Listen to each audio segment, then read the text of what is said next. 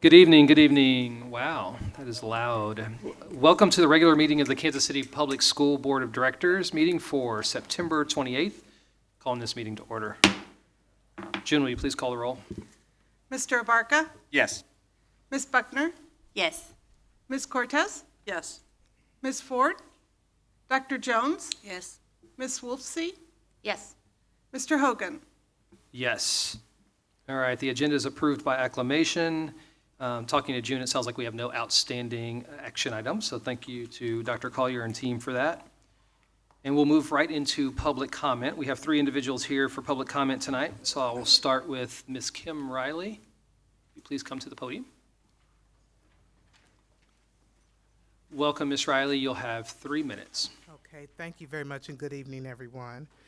I'm Kim Riley, founder and CEO of the Transition Academy, a disability college and career planning center. On November 17, 2021, you all got it right. You unanimously approved an MOU with the Transition Academy to provide real-world college and career prep for students with IEPs and 504 plans.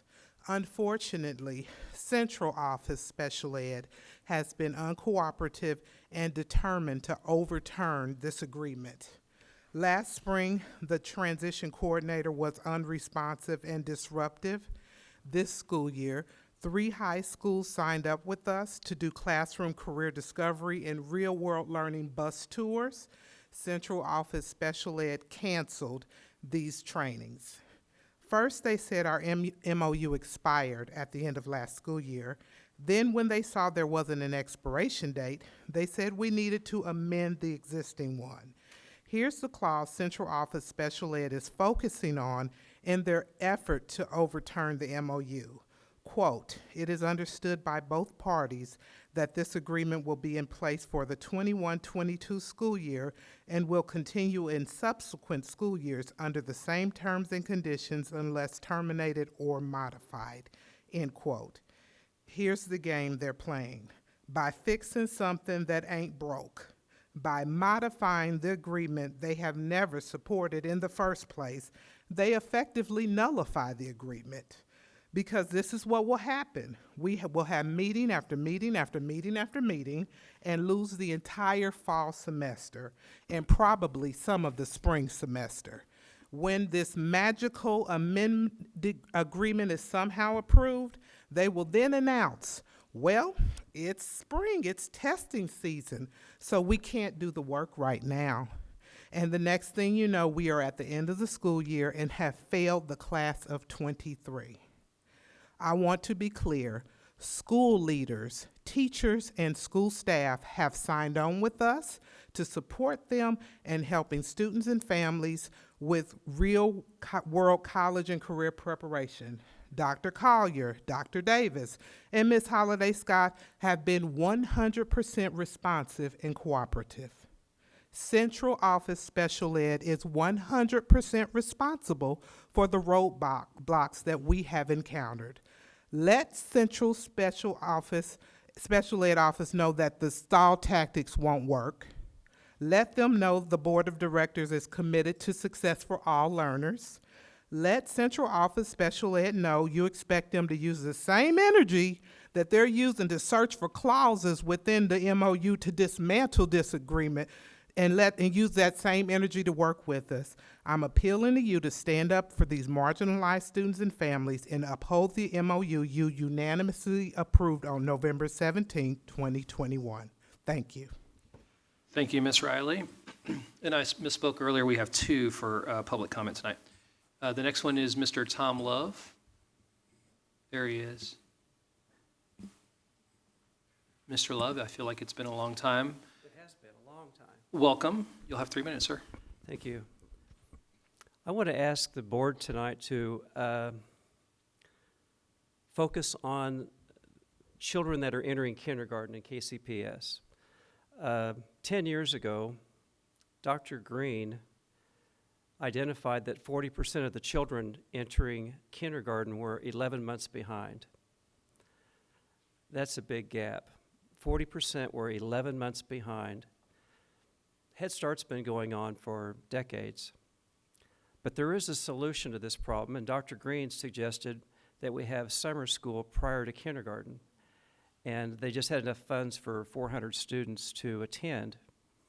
Of course, I checked the state law on that. In large urban districts, all the students could attend.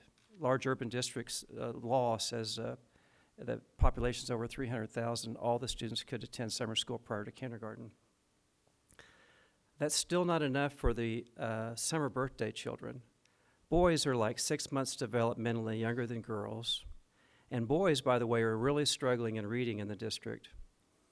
Boys are more likely to have dyslexia. That's why the reading specialists are so critical. So if the KCPS allowed the kindergarten teachers to be in charge and identify who was actually ready to go into first grade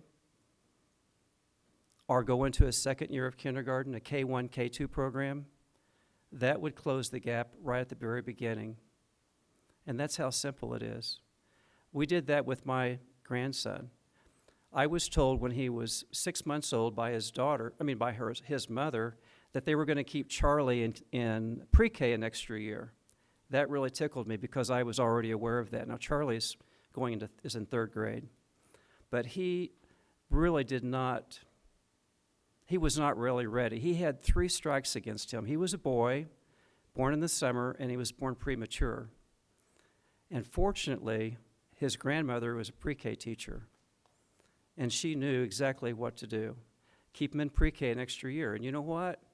All these laws in Missouri are just really amazing if you would look at them and find out what they are. They allow this district to place 5-year-olds into pre-K. The kindergarten teachers can actually screen the children, identify who's ready for kindergarten, and if they're not ready, do a pre-K program. So you've got 2 options. You can do that, it's funded by the state. You can do a 2-year kindergarten program, which is also funded by the state. But don't allow this to continue. Go ahead and close the gap at the beginning. Thank you. Thank you, Mr. Love.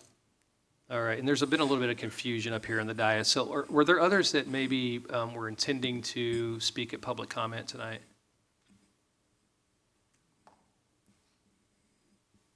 Okay, I'll take that. The silence is no. One other thing I'd mention as well is there's a feature on our website called Let's Talk, which allows folks to really put all sorts of questions out there to the district. It's monitored. I know we've gotten reports as a board in the past around turnaround time on those requests. They get routed to the appropriate personnel within the district. And that's another avenue by which the community can engage directly with the district. And public comment's always going to be open, of course. But this is a little bit of a different method in that it gets you directly to the folks at the district who are able to solve your problem. So I want to just highlight that Let's Talk is a feature that's being used, that's monitored, and can be an effective tool for the community as well. With that being said, I'll ask Ms. Lyle to come up for our District Advisory Council report. I don't see her, actually. Do we have anyone here from DAC that's going to report? No. Okay. All right, then we'll keep it moving. Dr. Collier, that sends it over to you to talk about our superintendent's report. Thank you, Mr. Hogan. At this time, we're going to share our monthly video highlight. This month's video is centered on our social emotional skill for the month that's tied to our reading campaign. So each month we are looking at a social emotional skill, and that skill this month is sense of belonging. So we'll have an opportunity to hear from some of the members of our community around sense of belonging.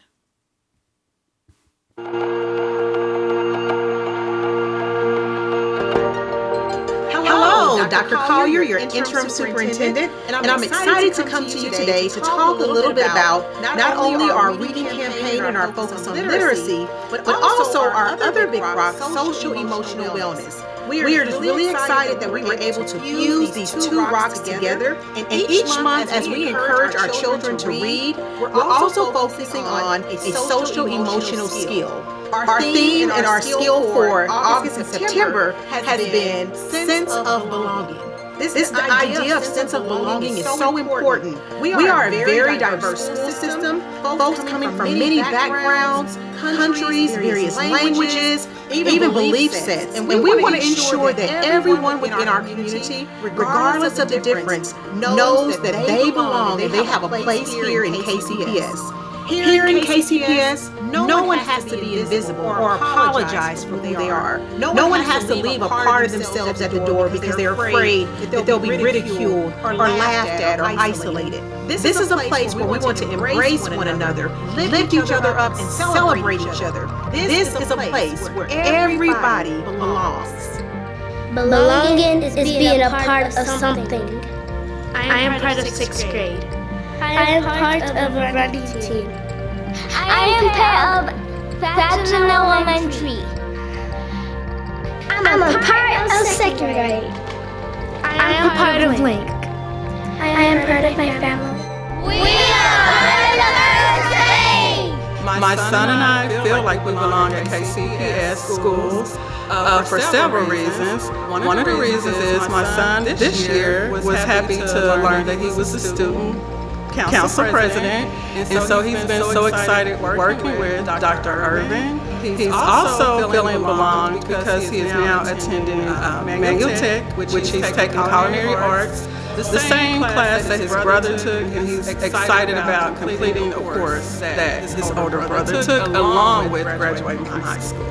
I feel belong as a parent at KCPS because when I walked into my child's school, security, the teachers, the administration knows my name, knows my child, and is very helpful when I have questions or concerns surrounding my child or the school and the community.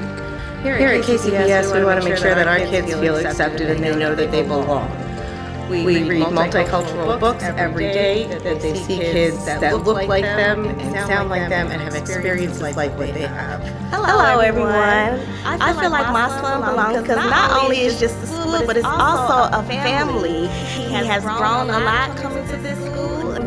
I feel noticed and I feel appreciated. being able to express yourself? Well, to me, I feel loved at school, and well, not accepted, but I feel loved by everybody. To me, it means being a part of an education that can help me during my future.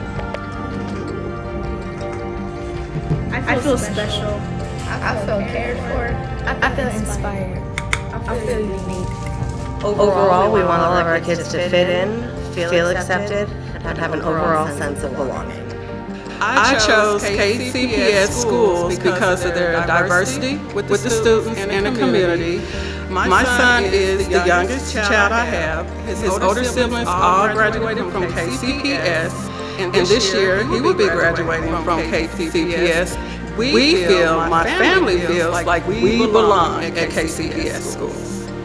Is belonging to a family where we inspire one another, we uplift each other to become the best human beings possible, to be civic-minded, to be educated and compassionate about the work that we do in this world.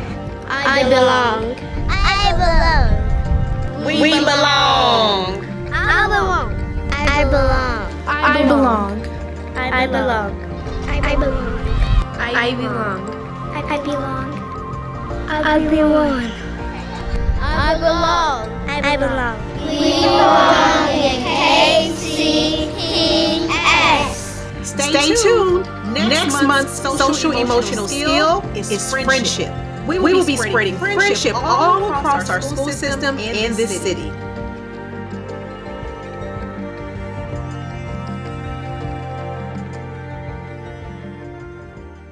All right, so get ready, friendship's on the way. Before we jump into our Blueprint 2030 update this evening, I do want to just quickly announce that Dr. Davis, our interim deputy superintendent, he is not with us this evening. He's actually away the last couple days. He was honored and recognized and received an award, the Anna Julia Cooper Excellence in Diversity, Equity, Inclusion, and Justice in Experiential Education Award. That was a very long title. It's perfect for Dr. Davis. But that's the award that he, I probably shouldn't have said that.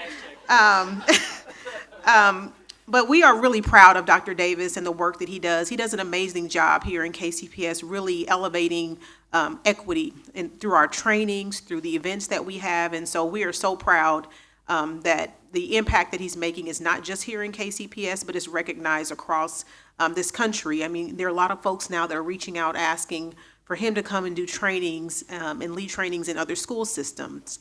And so we are very fortunate to have Dr. Davis leading this work here in KCPS, and we celebrate this recognition. We join in that celebration. So I just wanted to call attention to that.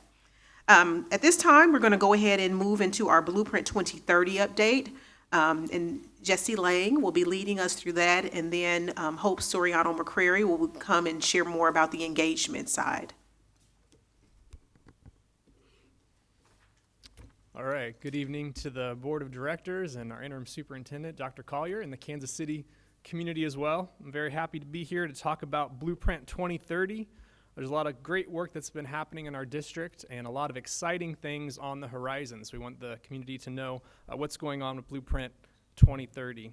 For those of you who might be wondering what Blueprint 2030 is, just as a reminder for the community, Blueprint 2030 is the district strategic plan. So we're at the conclusion of our current strategic plan, and so this will be our next strategic plan, and it's going to guide the district through the end of the decade. So we're looking to have goals for 2025 and then goals for 2030. And so this plan really is focusing on two main things, two objectives. We want to increase academic achievement and enhance the student experience. So that's what it's all about, making sure that we're putting the resources in the right places to ensure that we can do those two things. And so when we think about what we've done so far, this Blueprint 2030 process started back in 2019, as many of you are aware. That's when we started with that assessment work. That assessment work included things like external folks coming in to do audits of the district. We had focus groups with parents, as well as internal reports. So the system analysis was a part of that, other reports that we generated in-house to kind of really give us a sense of where we are. And then 2020 happened, so we had to push pause on Blueprint 2030 for a little bit. We resumed this work with gusto in 2021, where we moved into our phase 2 of goal setting, really outlining where do we want to be by the end of the decade, what kind of district do we want to be, what do we want to look like. And so then from there we moved into scenario 3 this spring. We were very heavy on our scenario planning. So we rolled out some scenarios to the Kansas City community in the springtime. So thank you to everybody who participated in those meetings. We had nice turnouts at several of our schools. We appreciate the parents being involved and students as well.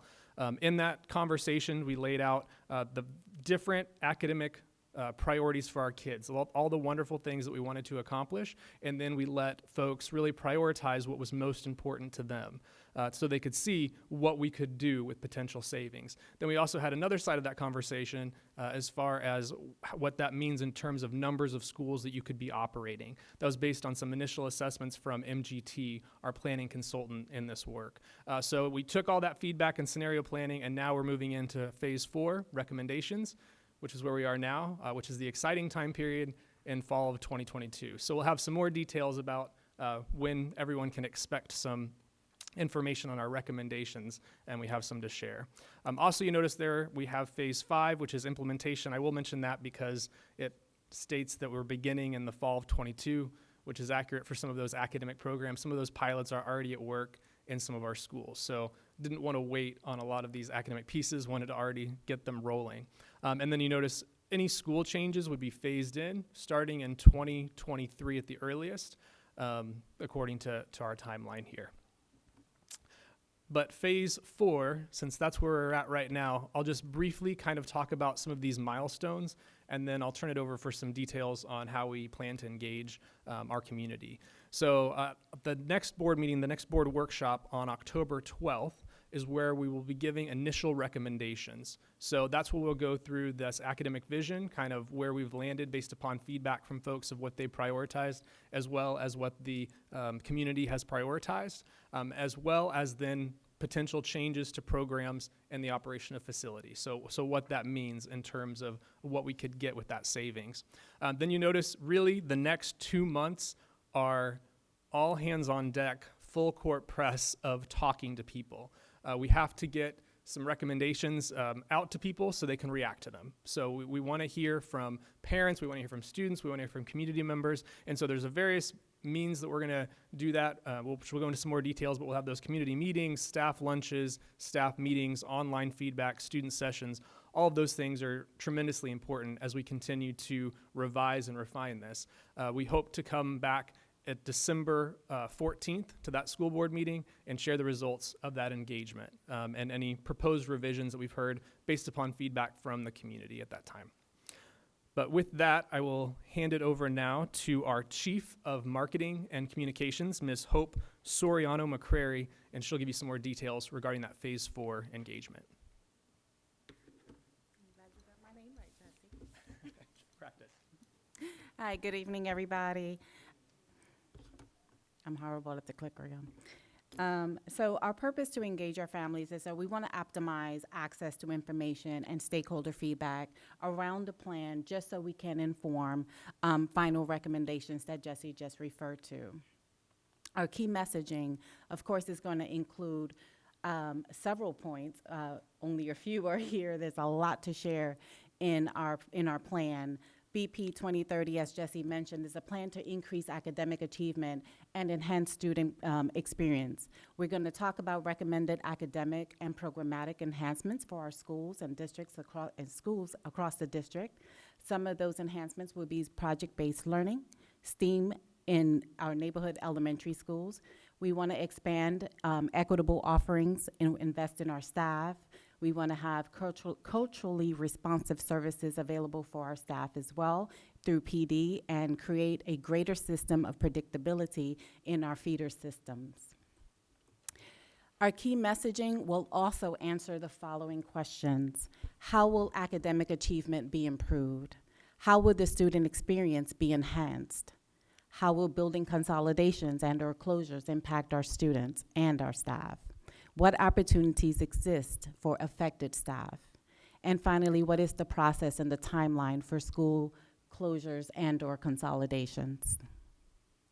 there will be levels of impact, different levels of impact for our schools. Some of those, enhanced academic offerings, additional student-centered programming, facility consolidation or closure. There will be increased enrollment in some of our schools due to those closures or those consolidations.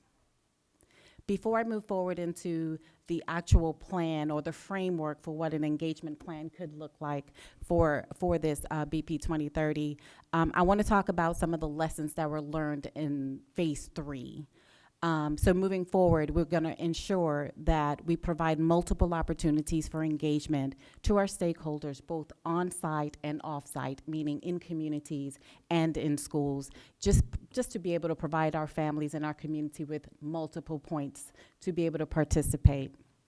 We want to conduct one or more community meeting solely in the Spanish language. I keep losing this microphone. Solely in the Spanish language, just to ensure that our families can participate and understand the information that is being shared. Continue to provide translation services at all meetings in the 5 most spoken languages. Again, we don't know who's going to show up into these community meetings at any time, and we want to make sure that whoever shows up, whatever language they speak, that they too can understand the information that is being shared. So we'll make sure that translation services are available for them as well. And obviously to provide food and childcare, because some of these meetings will be in the evening, and we're taking time away from their families. So we'll cover the food, and we'll make sure that there's childcare so that the adults can participate in the program. So of course, we want to engage our students, right? Everything we do is student-focused, student-centered. So these are just some of the dates that we have so far.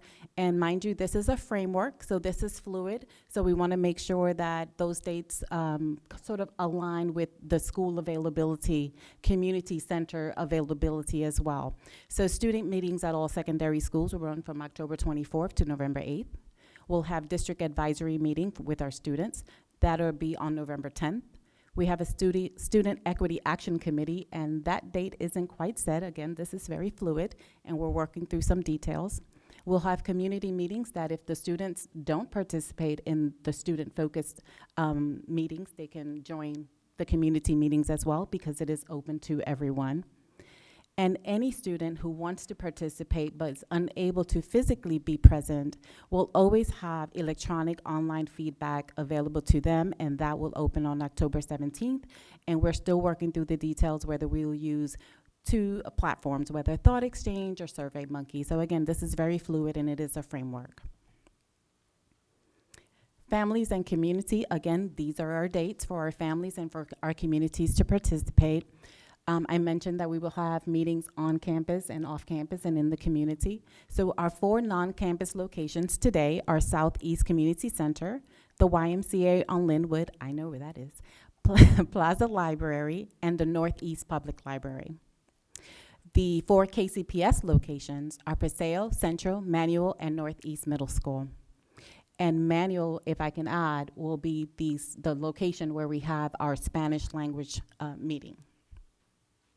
Again, these are just by date, not necessarily in any order, but I put them in by date. Electronic online feedback will be available for those families and community members that can't participate and they want to provide feedback online. We'll have that available. We also want to include our parent-teacher conference. Thanks to some feedback that I received on this plan, we've added parent-teacher conference on October 28th. We thought it would be a good idea that there would be presence. Not just for families to talk to their teachers about their students' progress, but we as BOE staff and perhaps some of our board members can be present to connect with families and talk about the plan and maybe answer some questions and have some FAQs that we can leave with families as they either enter or exit. The District Advisory Committee General Body meeting that would take place on November 15th, and the Blueprint 2030 Advisory Team meeting, that would be by invitation. School-based staff, again, the dates, staff meetings that impacted schools, October 13th and 14th. Our staff lunches at all schools, we want to visit all schools because again, at the beginning of my presentation, I said all schools would be affected in one way or another. So we want to talk to all schools, and we'll touch them between October 18th and November 4th. Community meetings again, October 17th through November 8th. All teachers, school-based staff can participate if they are unable to participate in any one of those others. And of course, they can provide online feedback. Community organizations, the very same thing with them. I do want to add one piece that's different than our other stakeholders. With community organizations, I want to be able to leave them with talking points. They have a level of influence, right? They have a circle of influence that they can help us beyond the reach that we can. If we can leave them with talking points, they can help us expand our reach. They can help us communicate with those who they serve. So we're going to just use them as an extension of our outreach if possible. And then in partnership, KCPS will continue to work with its contracted vendors to facilitate some of these meetings while keeping our messaging and our desired outcomes in mind. In other words, yes, they can facilitate, but yes, they still have to stay in line and in alignment with our plan. That is MGT Consulting Group and Verio. So thinking ahead, what other elements can we add to the plan to help families transition? And we thought a transition team would be very helpful to ensure student retention, answer questions for families, provide information and support those families that are transitioning. If they have questions about the school, the receiving school, we want them to be able to have someone they can go to make that connection for them. We also want to connect the emerging communities. We want them to know that this academic vision is a positive thing for their neighborhood. And that is all that I have tonight. Any questions? Thank you, thank you, thank you.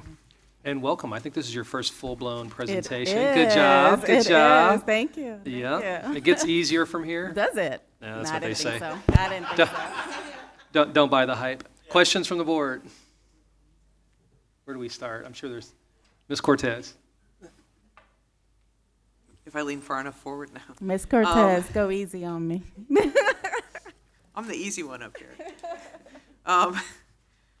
Really, my question is around, will we have a central resource that we'll share with the community when and where these meetings will be taking place? Yes, of course. We will have a webpage where we can have them all there. We'll use our social media. We'll use absolutely every platform that we have, which is also why we wanted to use our community partners to kind of help us expand our reach beyond what we can do on our own. We know every organization has, you know, they have their own stakeholders, and many times they're our families. So if we can use them, we can utilize them to help us spread the word, we will do that. We will use our social media platforms as well, our newsletters, every avenue we have, and every channel, communication channel we have at our avail, we will use that as well.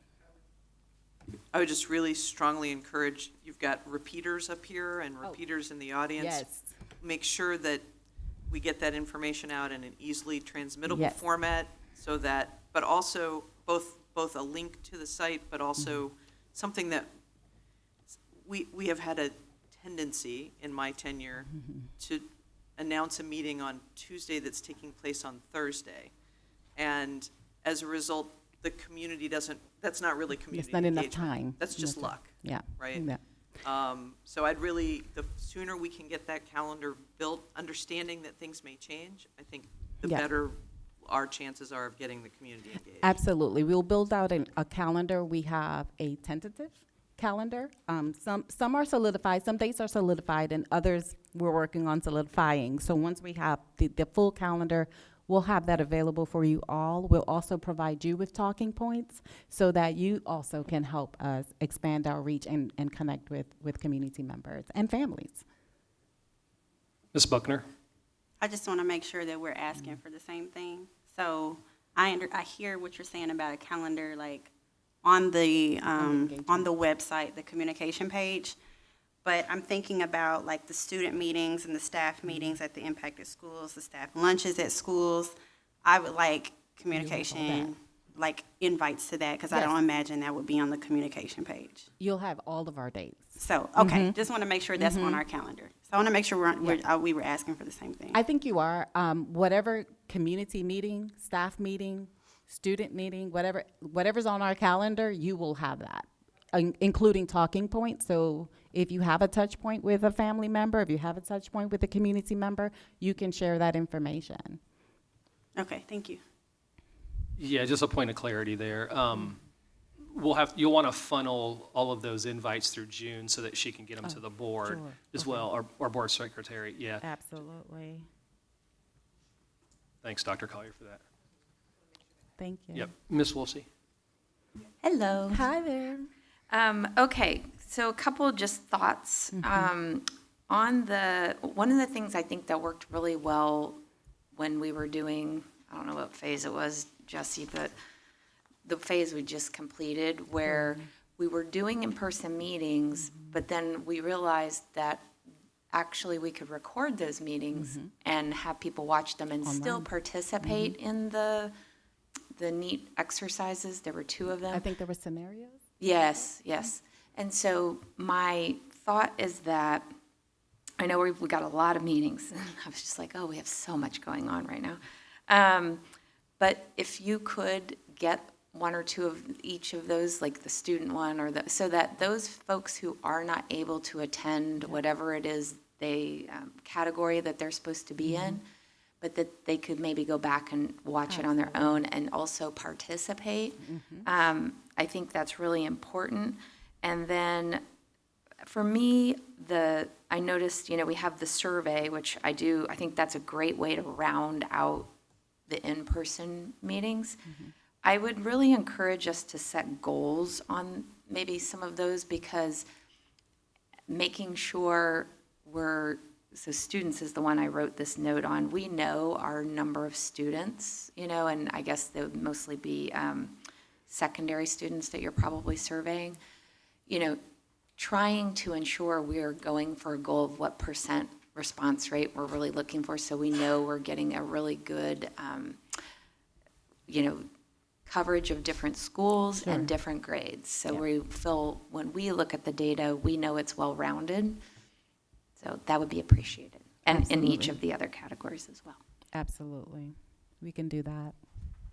Ms. Wolsey, just maybe a clarifying point. Survey responses are always pretty low in the grand scheme of things. So don't set your goal at 50% because you're never going to achieve it. And you'll have a board that's really not happy with you. So we don't want be that, realistic. sir.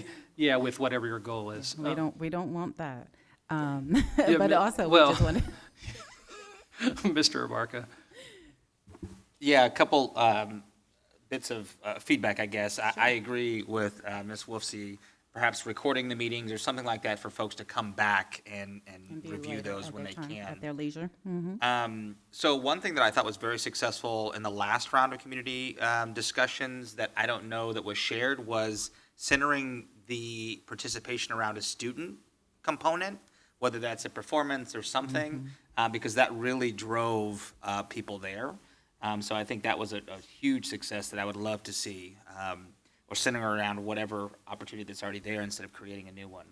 I would suggest serious imagery of some kind, like what this could look like to people beyond just the proposal of here's the plans, here's the bullet points, because I think sometimes it's hard to imagine some of those things. Yep. And for people like me who want to see a picture, that would be helpful. I'm visual too. Yeah, so those are my feedbacks, and I'm really looking forward to the opportunities that we talked about for community engagement. I too concur that sometimes sitting in those discussions of when the teachers are gathered or when students are gathered is very enlightening for us. Okay, thank you for that, sir. Dr. Jones? Just really quickly, just a thought on, as we reimagine what parent engagement looks like, would it be possible to do like a Facebook Live or something for one of the sessions? Like, you could still look at people's comments as they rolled in, but everybody's just not going to come out on a night to talk about it, so. I think that's something we can do. Thank you for that. Ms. Ford? Yes, I have 2 questions. The first one, I'm not sure if it's for you, Hope, or for you, Dr. Collier, but I appreciate the multiple opportunities for folks to be able to provide feedback. But as we go into this phase of the process, I guess my question is, in what ways do we envision actually incorporating the feedback that we hear? I'm really just thinking about if we get to pieces where there maybe is strong opposition to what it is that we are proposing or thinking about, how are we actually going to be incorporating the feedback? So that's the first question. And then the second question is, when we get all of the feedback, how are we going to be sharing back out what it is that we're hearing through this process?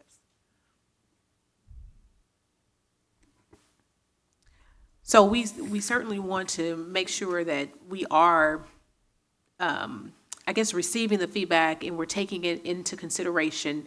We realize that there are a lot of emotional ties to schools, so we do expect to get feedback, but sometimes when you go through the process, there are some things that perhaps we did not think of or did not consider that could come forth as really worth consideration. I remember the last process, or at least one of the processes of closure, because I've been, I think, here for 2 others, and I remember the plan coming out, and based on the feedback that came from the community and the alumni and the school, a decision was made to change that, and there were some very good reasons why a change happened.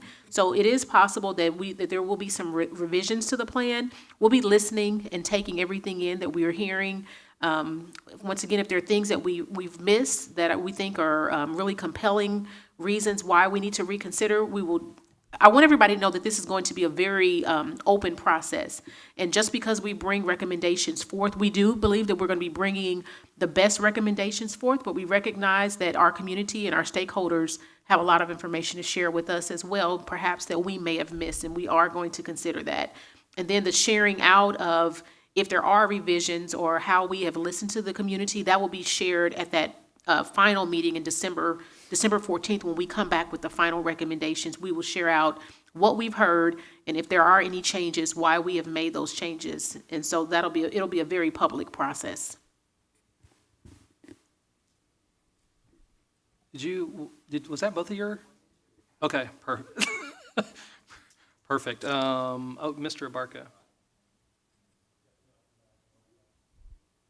One bit of feedback that I actually heard earlier this week about this potential transition is focus on how the blends of what I would say competing cultures at schools could happen, and how we engage community partners like the Center for Conflict Resolution, or we internally rally around building a new culture and set of traditions for our kids who are going through some of those transitions. Naturally, I'm sure you're thinking what I'm thinking, right? Rival high schools getting together, conflict bleeding out into the streets that we need to address and have a plan for going into this. So I'd like to see that stuff talked about as well. Okay, thank you for that. Ms. Buckner? Yes, so I had the opportunity to speak with Hope about this plan prior to, and we talked a little bit about parent-teacher conferences, and so this is my encouragement for my board colleagues. I believe that it would be a great idea to have board representation at the impacted schools on October 28th. So if we could put together a spreadsheet just to have us present, I think for us to sign up where we'll be in the time slot, I think that'd be great. Love it. Did I see anything else from this side of the dais? No? Oh, yep, Ms. Wolfsey. So and I think you mentioned on the transition teams, this will be something maybe you'll be bringing more information to us? Okay. Yes. Because one of the things I'd want to know about is like the timing of this, because I know the district did try to do some transitioning at the last time, but I feel like it needed to be expanded on both ends, like it needed to go longer, but we may have even needed to start earlier. So I'd be curious the learnings when you bring that back to us. I know you weren't here, so you'll have to get some help from some of your colleagues, but that I think will be important, is knowing like when do we begin and when do we end, kind of thing. Okay, I guess it's my turn. So 2 comments, really not questions so much, but on slide 27 around moving forward, we will. Your item number 3 around continuing to provide translation services at all meetings in the 5 most spoken languages. Yeah, I think it's important that you really heavily advertise that component because I don't think it's something the district has traditionally done. Okay. So if we're going to have those services there, we want to bring those families that speak those languages out as well. Mhm. So just a suggestion to make sure we're advertising that pretty frequently. Okay. And then around Mr. Abarca's point, around the visual component, you and I kind of mentioned this a little bit earlier to you, this notion of what's the current state? Mhm. Right, and just pick an elementary, you don't have to name the elementary, but just think about in elementary, what's the current state in terms of the academic achievement and student experience? And you don't have to, I think there's always this risk-averse attitude sometimes with the district around, well, we don't want to go say bad things that there's a bad experience. It's not about saying the bad things, it's about being realistic with our community around where there may be some less than desirable experiences within a particular, or in just elementary school, for example, versus what's the desired future state that's going to come as a result of effectively implementing Blueprint 2030, right? And so being able to sort of provide that narrative that helps people really understand, man, my kid's in one of our elementary, yeah, I can sort of understand what they're saying around what the current state is, and you're telling me you're going to go here, now I'm excited. Right? You're going to transform the way in Excited which our about the kids. future. Yeah. Mhm. So just, again, another suggestion around how we talk about and maybe even visualize some of those experiences. Oh, and I think that's it. So, oh, sorry, Nope. Ms. Buckner. Okay, I don't know if this goes here, but this is kind of, I don't know, when I'm looking at slide, I can't see well, 25, on the key messaging, how will academic achievement be improved? I want to ensure that we flesh that out, and so, like, I'm interested to know what the answer to that is. One thing that I am concerned about is that the messaging is that we have more offerings and only, you know what I mean? And I don't know that that always translates or translate clearly that there will be improved academic achievement. So I just want to make sure we flesh that out, you know, to where it makes sense to folks. Yep. We will certainly do that and highlight that on the October 12th meeting. We'll make sure and we've had a lot of conversation about that very question, what that should look like and making sure that that's clear, because ultimately that's one of the primary goals of this Blueprint 2030 process. So if we miss that, then we've missed the whole reason why we're doing this. So we'll definitely make sure we do that, highlight that. Good job. Thank you. All right. Thank you so much for the feedback. All right. Dr. Collier, I think that concludes the superintendent's report, right? Yes, it does. Very good. Then we'll move into the Board of Directors report, and we'll kick things off with our treasurer, Mr. Manny Abarca, for the treasurer's report. We got money in the bank. All right, so looking at our summary of revenues, expenditures, and fund balance, our fiscal year 23 initial budget was approved by the board on June 22nd of this year. We're looking at a budget amendment that occurs, I was going to say I could pass it. We're passing gum, FYI. Budget changes through December 22nd will be presented to the board for approval in February of 2023. So again, that'll just be a time where the board will adjust the budget to accommodate for some of those changes. A second amendment will occur as we try and realign our expenditures and revenues from April 2023, which will be presented to the board June 2023. So year-to-date revenues are under expenditures. Reserve fund balances are used to pay for KCPS daily operations, obligations, salaries, benefits, contracts, et cetera, until the tax revenue distribution begins in December. So that is why we make these investments that we'll talk about at the end. Moving on to our revenues. Jackson County will send tax bills to property owners in October. Majority of tax revenues are distributed in December and January. So please remember, for the public, your tax bills are funding our schools, so make sure you pay them on time. If you have to pay them late, that extra fee goes to us too, so thank you for that. As mandated by the Missouri State Law under Article 10, Section 11G, April 7th of 1998, KCPS established an operating tax levy of 4.9599 in fiscal year 1999 as part of the desegregation resolution to continue to support the district's operations. So that is what we will discuss, I think, after my report and others. So looking at our continued slide here, proceeds from the Folsom development for the sale of Greenwood were on the line 5651 and the amount of $113,000 and some change. Utility cost savings for that sale are around $5,000. So those are monies coming in. Looking at the next slide,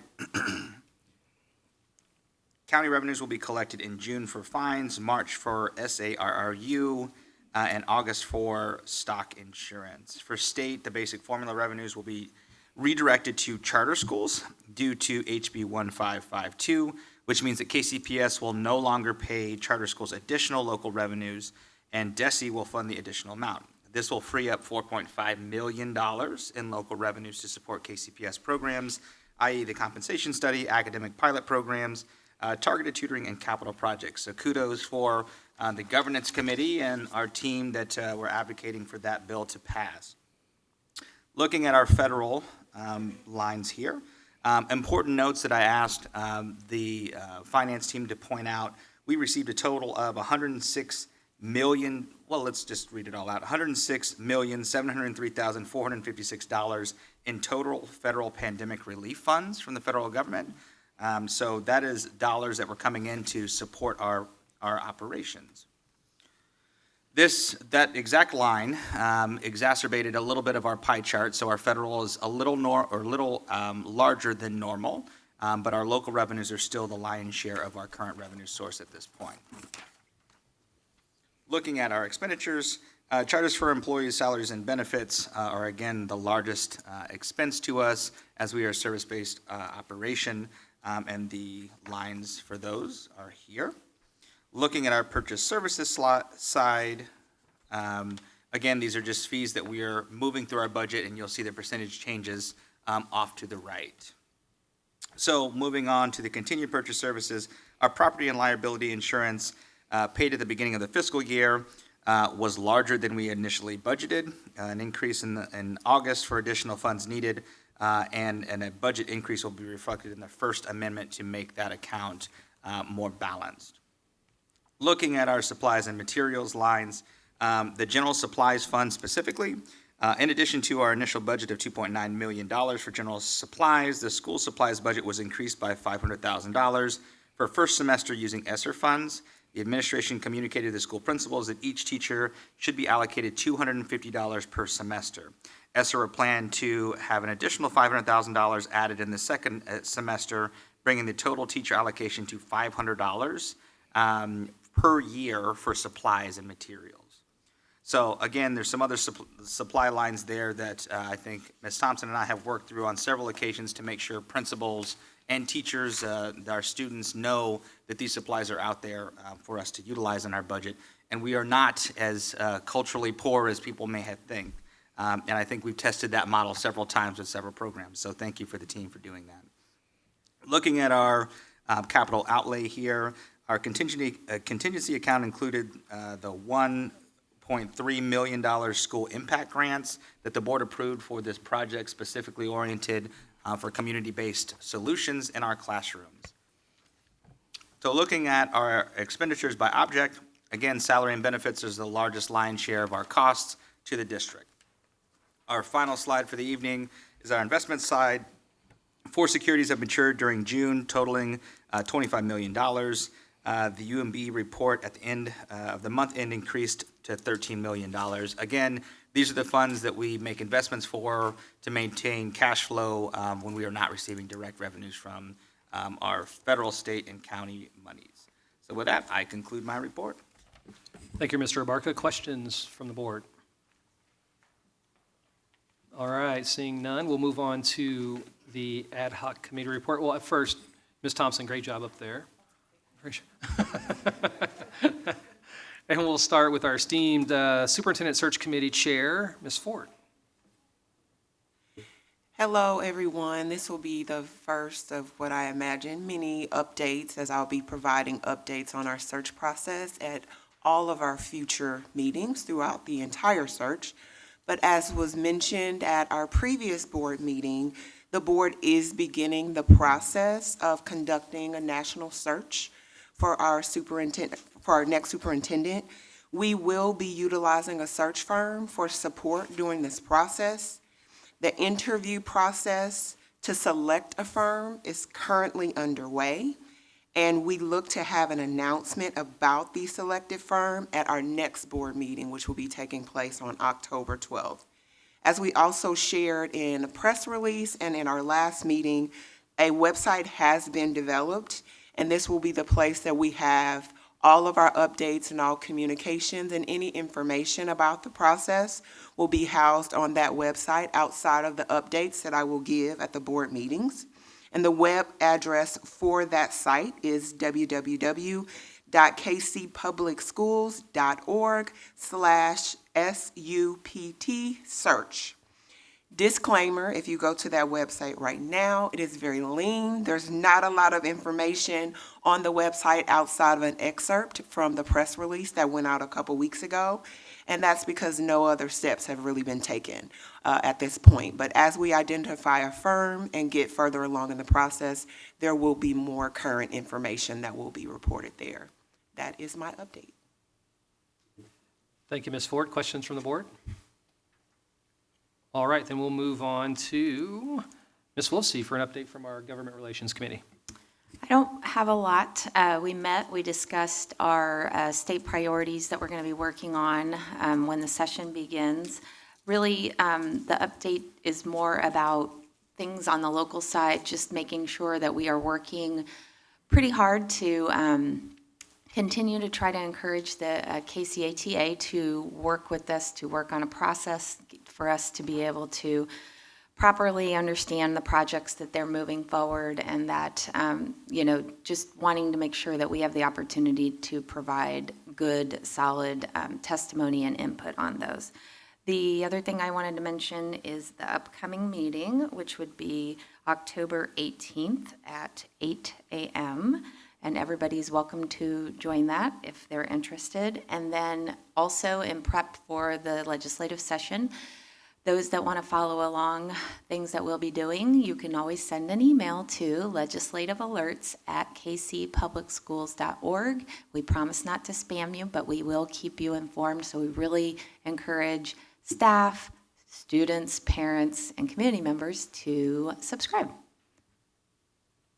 Thank you, Ms. Wolfsey. Questions from the board? Nope. Okay, well, Dr. Collier, we'll turn it back over to you for regular business items. All right, we are bringing 8 items to the board this evening for approval. I think we need to change the slide. Oh, there. Oops. Okay, there are 8 items. The first of those items is approval of the 2022 property tax levy. The administration recommends approval to set the 2022 property tax levy of $4.9599 in compliance with the state law requiring school districts to set the levy rate. Taxes are levied by the county assessor based on assessed valuation of real estate and personal property. Questions from the board? No? All right. Well, is there a motion to approve the recommendation of the superintendent of schools to set the 2022 property tax levy in compliance with Article 10? So moved. Is there a second? Second. June, will you please call the roll? Mr. Abarca? No. Ms. Buckner? Yes. Ms. Cortez? Yes. Ms. Ford? Yes. Dr. Jones? Yes. Ms. Wolfsey? Yes. Mr. Hogan? Yes, the motion passes. Okay, our second item this evening is MARC Head Start. The administration recommends approval of the Mid-America Regional Council MARC Head Start contract of $5,160,425. Head Start program provides a comprehensive child development to children whose families' income are at or below the federal poverty line. Questions? All right, is there a motion to approve the recommendation of the superintendent of schools to approve the Mid-America Regional Council Head Start First Amendment? So moved. Is there a second? Second. June, will you please call the roll? Mr. Abarca? Yes. Ms. Buckner? Yes. Ms. Cortez? Yes. Ms. Ford? Yes. Dr. Jones? Yes. Ms. Wolsey? Yes. Mr. Hogan? Yes, the motion passes. All right, the third item this evening is KCPS Empowerment 2-year pilot program, and this would be year 1. The administration recommends approval of the agreement between Avenue of Life and KCPS's Students in Transition Office. The partnership will address issues that helps eliminate homelessness within KCPS boundaries. First-year operations of $850,000 are funded from Homeless Federal Grant, Hall Family Foundation, and KCPS Enterprise Fund. Questions? All right, is there a motion to approve the recommendation of the superintendent of schools to approve the memorandum of understanding with Avenue of Life and the Office of Students in Transition? So moved. Is there a second? Second. June, will you please call the roll? Mr. Abarca? Yes. Ms. Buckner? Yes. Ms. Cortez? Yes. Ms. Ford? Yes. Dr. Jones? Yes. Ms. Wolsey? Yes. Mr. Hogan? Yes, the motion passes. All right, our fourth item this evening is Niles Home for Children. The administration recommends approval of the agreement to provide instruction and related services to students with special education needs in the amount not to exceed $340,000 for school year 2022-23. Niles Home for Children is a DESE-approved private agency. Questions? Is there a motion to approve the recommendation of the superintendent of schools to approve the service agreement with Niles Home for Children? So moved. Is there a second? Second. June, will you please call the roll? Mr. Abarca? Yes. Ms. Buckner? Yes. Ms. Cortez? Yes. Ms. Ford? Yes. Dr. Jones? Yes. Ms. Wolsey? Yes. Mr. Hogan? Yes, the motion passes. All right, our fifth item this evening is Buckeye International. The administration recommends approval of the 3-year agreement to provide custodial supplies to KCPS 20 locations in the amount not to exceed $375,601.50. That's what's here. It looks like. 375, 601.50? Is that what you have? Yes, okay. Yep, okay. Any questions? Ms. Ford? I have a question about, has there been any thought or conversation around, or engagement even around, just what the implementation of that looks like in terms of any thoughts on, there might be folks that like disagree with this, so like how are we engaging folks in like the process of this is happening? Does that make sense? For the custodial supplies? Oh, I thought we had moved on to something. I'm sorry. I was too ahead of myself. Oh, Apologies. I'm like, we can ask them, are they okay with it? We're not engaging around custodial supplies. I didn't know. I was like, I was prepared. Okay, what we think? Mr. Abarca? I fully support custodial staff, just I want to make that statement. But I do have a question about, I'm assuming they're in alignment with our union contract and making sure that they're engaged with their, okay. Yes. Other questions? Oh, Ms. Cortez? So my only, and this was just one of, in reviewing contracts, this is one that caught my eye because despite the fact that we had 7 interested bidders, none of whom brought any MBE or WBE participation to the table. This, to me, is a category where there's a lot of opportunity lost. So I hope we can think a little bit differently about how we communicate with the community about these opportunities, because this is a category where we can and should have participation. Well, Ms. Ford opened a can of worms on that one. Is there a motion to approve the recommendation of the superintendent of schools to approve C-22010 with Buckeye International for custodial supplies? So moved. Is there a second? Bless you. Is there a second? I'll second it. Second. June, will you please call the roll? Mr. Abarca? Yes. Ms. Buckner? Yes. Ms. Cortez? Yes. Ms. Ford? Yes. Dr. Jones? Yes. Ms. Wolsey? Yes. Mr. Hogan? Yes, the motion passes. All right, our sixth item is Smith's Detection Equipment. The administration recommends approval of the agreement to purchase 13 X-ray machines for a not-to-exceed amount of $376,181 to be installed in all high schools and middle schools. X-ray machines provide screening technologies for the protection of KCPS students, faculties, and properties, as well as supporting safety and security. Ms. Ford? I have a question on that. Okay. I really would like to understand what has the conversation or planning around implementation of this looked like, and how are we preparing for that? So we have had internal conversations with staff, and so if your question is around conversations with our families and communities, we have not started that, but that is something that we plan to do in addition to the larger safety and security conversation. Would that happen before implementation? Or would Yes, that- Okay. it would. Mr. Abarca?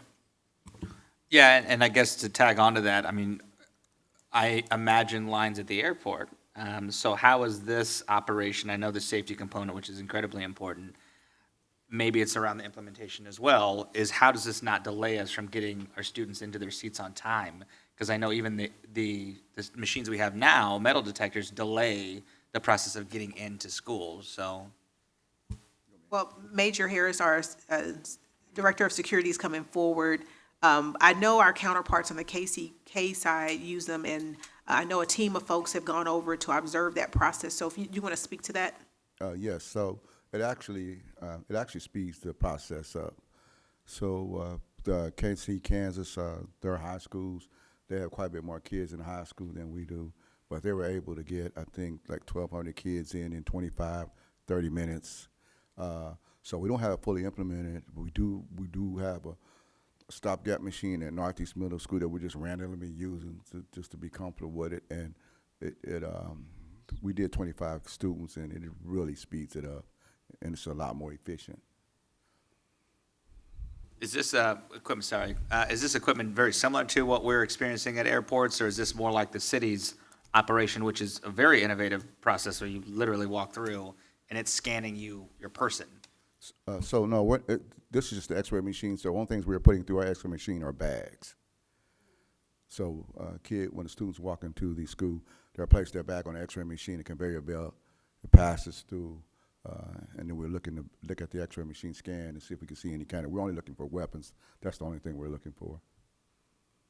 So is this used in conjunction with then our metal detectors? Is that how this is? We're using both the walk-through metal detectors, and we're using X-ray machines, the best of both worlds. Ms. Buckner? That is very loud. I'm wondering about just our staffing. I know that may require an additional layer of staffing. How is our security department staffed? Are we efficiently staffed, or? Well, we have some vacancies, but we're doing well. And this X-ray machine actually is good for us with the shortages that we have, because now all we have to do is put that bag on a conveyor belt. It goes through the machine. We can look at it, and we can instantly see if there's anything in it. Where in the past, what we had to do was physically get a bag, open it up, look in it, move stuff around, and then give it back to a student. So it's really a good thing. I think it's something that is going to be good for us.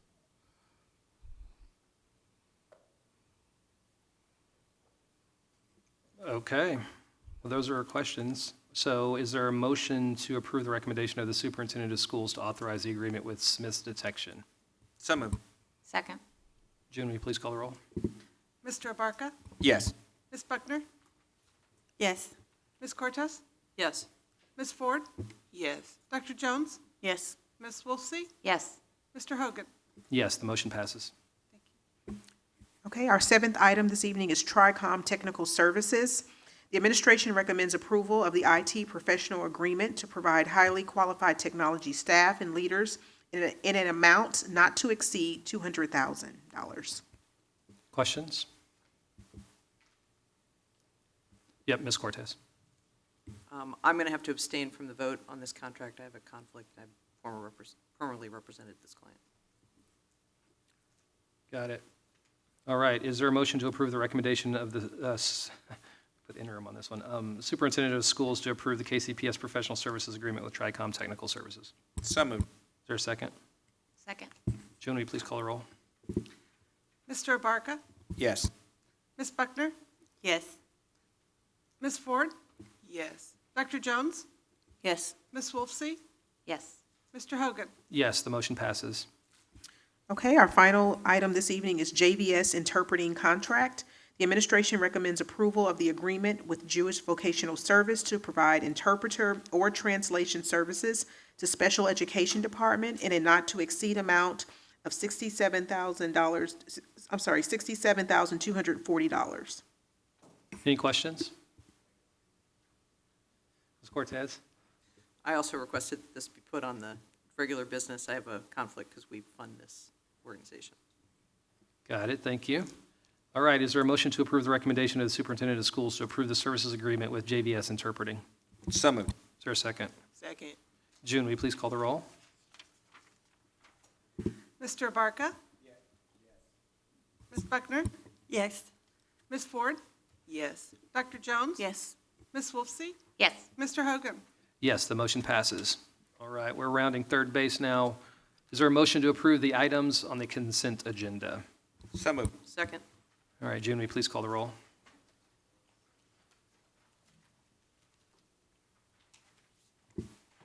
Mr. Abarca?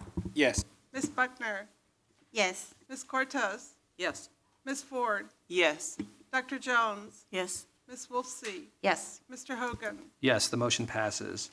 All right, June. I'm going to close this out with a review of the action items. Sure. As soon as we get there. It's coming. Okay, the action items that I have three of them. One is to include all Blueprint 2030 points of engagement on the calendar for board members.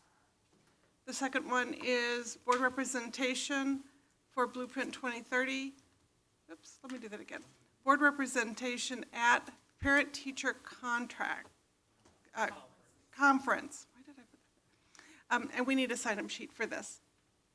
And then the third one is the learnings on the transition teams, and when do we begin and when do we end? Sorry, Ms. Wolfsey, again, I didn't get it very good. No, you're fine. It's mainly asking them, when are they going to, in comparison to the last time that we did them, what's the beginning and ending of these?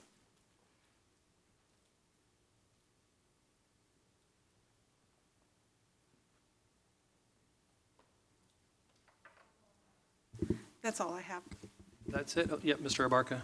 Can we add one to do a follow-up from our presentation tonight in public comment about Transitions Academy and just understand what's going on there and maybe some timing?